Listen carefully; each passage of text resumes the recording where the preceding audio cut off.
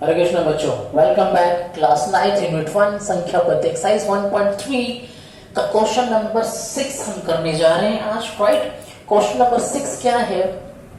तो बच्चों को बहुत सारा कंफ्यूजन रहता है। एक तो एक बड़ा सा क्वेश्चन लिख दिया, राइट, और उसके बाद इस क्वेश्चन का जो असली मतलब है, वैसे तो आपको अब यहाँ पे ये समझना भी बहुत जरूरी है। अगर यह बात अगर अभी आपको यहाँ समझ में आ जाएगा तो आपके पास जो 10th में इसका 1.4 में इसका बहुत बड़ा रेफरेंस और बहुत बड़ा डिटेल में आपको इसको करना पड़ेगा। लेकिन कुछ बेसिक चीजें जो अभी आपको यहाँ पर सीखनी है हर हालत में, तो अगर ये बात यहाँ पे समझ में आ जाएगा तो आपको फिर ये 1.4 10 में करना भी आपके लिए क्या हो जाएगा, आसान हो जाएगा। तो हम पढ़ते हैं क्या कहते हैं, क्वेश्चन नंबर 6 कहता है क्या कहते हैं, पी बटा क्यू के रूप की परिमेय संख्या के अनेक उदाहरण लेना आपको। चलो ठीक, उदाहरण ले लेंगे हम। और उदाहरण लेने के कंडीशन की 3 कंडीशन है हमारे पास, है ना। कितनी कंडीशन है? 3, है ना। तो पहला कंडीशन क्या, देखो कंडीशंस क्या दिया हुआ है, कौन कौन शर्तें हैं, है ना। शर्तें क्या क्या, हम सारी शर्तों को अप्लाई करते हुए फिर हम निष्कर्ष पे पहुंचना है हमें। पहली शर्त क्या है आपके पास यहाँ पर, कहते हैं कि P और Q पूर्णांक होना चाहिए। P और Q क्या होना चाहिए? पूर्णांक होना चाहिए, यानी पूर्णांक होना चाहिए। ठीक है, हाँ, यानी फ्रैक्शन फॉर्म में नहीं लूंगा कि 2.3 4.1 या रूट में नहीं लूंगा, ऐसा कुछ नहीं। राइट, मैं पूर्णांक लूंगा, 4 5 6 जो भी है, इस तरीके से। राइट, दूसरी कंडीशन क्या बोल रहा है कि कहता है जिनका एक के अतिरिक्त कोई अन्य उभयनिष्ठ गुणनखंड ना हो। एक के अतिरिक्त कोई अन्य उभयनिष्ठ गुणनखंड नहीं होना चाहिए। उभयनिष्ठ गुणनखंड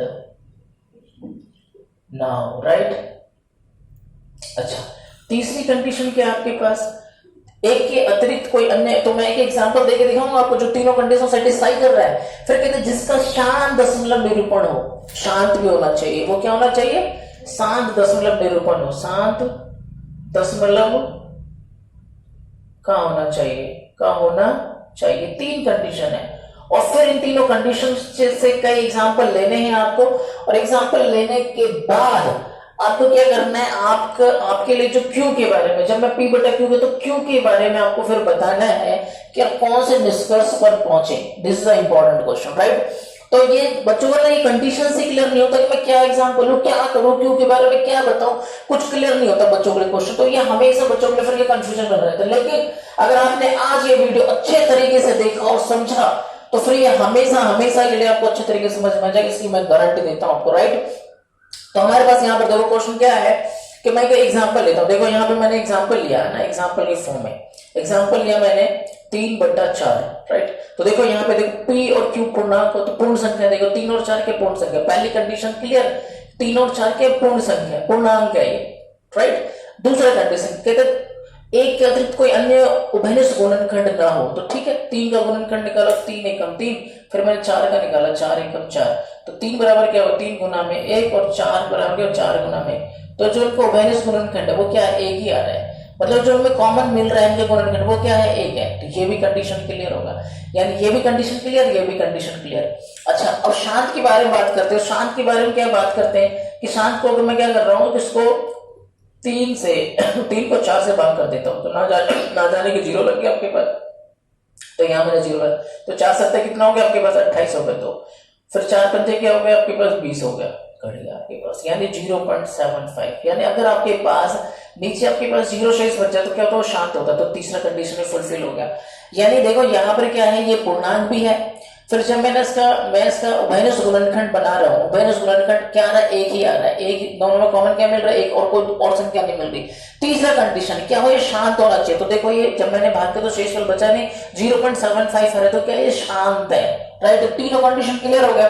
तो कहता है ऐसे अनेक एग्जाम्पल लेना आपको। तो मैंने एक एग्जाम्पल से मैंने आपको कंडीशन सेटिस्फाई कर दिया।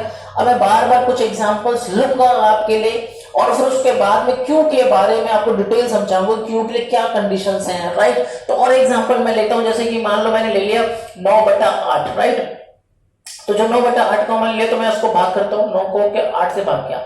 तो देखो ये जो 9/8 मैंने एग्जांपल है, दूसरे एग्जांपल, ये भी एग्जांपल में ये तीनों कंडीशन फुलफिल होगा। आप खुद सोचना है आपको तीनों कंडीशन फुलफिल हो रहा है या नहीं। राइट, लेकिन अब मैं आगे जो निष्कर्ष निकालना है क्यू के बारे में, मैं उसके लिए अब काम कर रहा हूं। राइट, आपके लिए तो 8 एकम 8, तो यहां बच गया 1, तो 8 फिर से 8 एकम 8 बच गया आपके पास 2, फिर 8 दूनी 16 बच गया 4, फिर क्या हो गया 8 पंजे 40, ये क्या होगा, पूरा पूरा कट गया। तो इसका आंसर क्या है 1.125, राइट। 1.125 आ गया। तो आपके पास क्या होगा, ये भी क्या शांत होगा और ये तीनों कंडीशन फुलफिल कर रहा है। फिर देखो यहाँ पे हमें एग्जाम्पल मुझे ऐसा लेना जो शांत हो।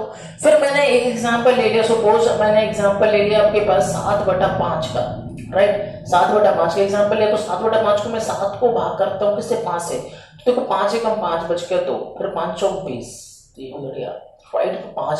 अगर देखो यहाँ कहने का मतलब अब ये चल रहा है, देखो अगर यहाँ पे कुछ ऐसा गुणनखंड हो रहा हो क्योंकि जिसके गुणनखंड में 2 आता हो या 5 आता हो। और एग्जांपल लेके देखता हूँ मैं, और एग्जांपल लेता हूँ। जैसे सपोज मैंने चौथा एग्जांपल ले लिया, मैंने यहाँ पर आपके लिए चौथा एग्जांपल मैंने यहाँ ले लिया, सपोज कि 19/19 आपके पास 10 ले लिया, तो इसका क्या है 1.9। ये भी क्या क्या शांत हो गया, राइट। और 19 इसका माइनस गुणनखंड भी क्या आएगा, 1 आएगा। मैं एक और एग्जांपल ले लेता हूँ आपके लिए। मान लो मैंने एग्जांपल ले लिया 13/20, और 13/20 को मैं 13 से भाग करता हूँ, राइट। 13 से भाग किया तो मैंने क्या किया, देखो ना जाने की 0, तो 20 छिंगा 120 हो गया, फिर बच गया 10, फिर यहाँ 0 लग जाएगा, तो ये 20 बन जाएगा, क्या हो जाएगा 100 हो जाएगा, राइट। तो यहाँ पे देखो इसका आंसर क्या है 0.65 आ रहा है। ये भी क्या होगा, शांत होगा। तो हम क्या देखते हैं, अब देखो सबका हमें हर लेकर देखता हूँ, सबका हर। तो देखो यहाँ पहले जो पहला मैंने एग्जांपल तो उसका हर क्या 4 है, उस दूसरे घर क्या 8 है, इसका क्या है 5 है। तो देखो यहाँ पे मैंने जो पहला क्वेश्चन लिया था मैंने 3/4 जो शांत निकला था, इसका आंसर 0.7। तो मैं इसका जो 4 का लिया तो मैंने क्या किया, देखो यहाँ पे 2 दूनी 4, तो इसमें क्या है 4 में क्या 2 गुना में 2 आ रहा है। तो देखो इसके हर में क्या आ रहा है 2 का गुणनखंड है, 2 का, ये 2 की पावर क्या हो गई 2 हो गई, राइट। फिर मैंने अगला एग्जाम्पल लिया मान लो 9/8, तो इसका आंसर क्या है 1.125, है ना। और इसका हर मैंने लिया, यहाँ पे जो हर की मैं बात कर रहा हूँ, तो 2 चौक 8 और यहाँ पे 2 चौक 2 दूनी 4, तो 8 की वैल्यू 2 गुना में 2 गुना में 2 आ गया। ये कह रहे 2 की पावर 3 आ गए।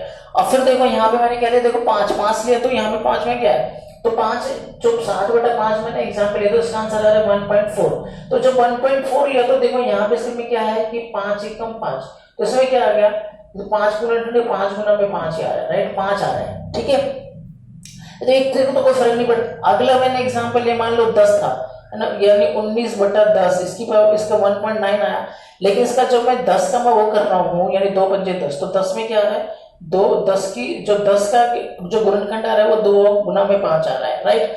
फिर अगला मैं एग्जांपल लेता हूँ, जो अगला मैंने एग्जांपल लिया था 13/20 का, तो उसका आंसर आता है 0.65।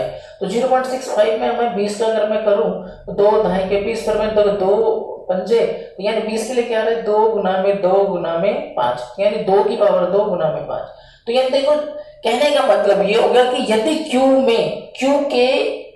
Q का जो अभाज्य गुणनखंड हम निकाले और अभाज्य गुणनखंड में सिर्फ 2 की पावर 2 हो या 2 की पावर के फॉर्म में हो, या 5 हो या 5 के पावर के फॉर्म में हो, या 2 और 5 दोनों के फॉर्म में हो, तो तब तो वो जो संख्या ऐसी होगी कि जब मैं भाग करूंगा तो वो क्या होगा, शांत होगा। लेकिन अगर इनके गुणनखंड में कुछ और आ गया, यानी 2 और 5 को छोड़कर कुछ और आ गया, 3 आ गया, 7 आ गया, कुछ और आ गया, तो ऐसी संख्या आप जब आप भाग करोगे, तो आप कुछ एग्जांपल लेके देख लेना, जब आप भाग करोगे तो वो संख्या आप जब तो शांत नहीं कहलाएगा, वो शांत नहीं होगा। वो क्या होगा कि या तो अशांत अनावर्ती प्रवृत्ति में चला जाएगा, वो अशांत वाला फॉर्म में चला जाएगा, वो शांत नहीं होगा, तीनों कंडीशन फुलफिल नहीं करेगा। तो यहाँ पे मेरे निष्कर्ष के रूप में हम क्या देखते हैं कि हम देखते हैं कि हर यानी Q है ना, Q का अभाज्य गुणनखंड, Q के अभाज्य गुणनखंड में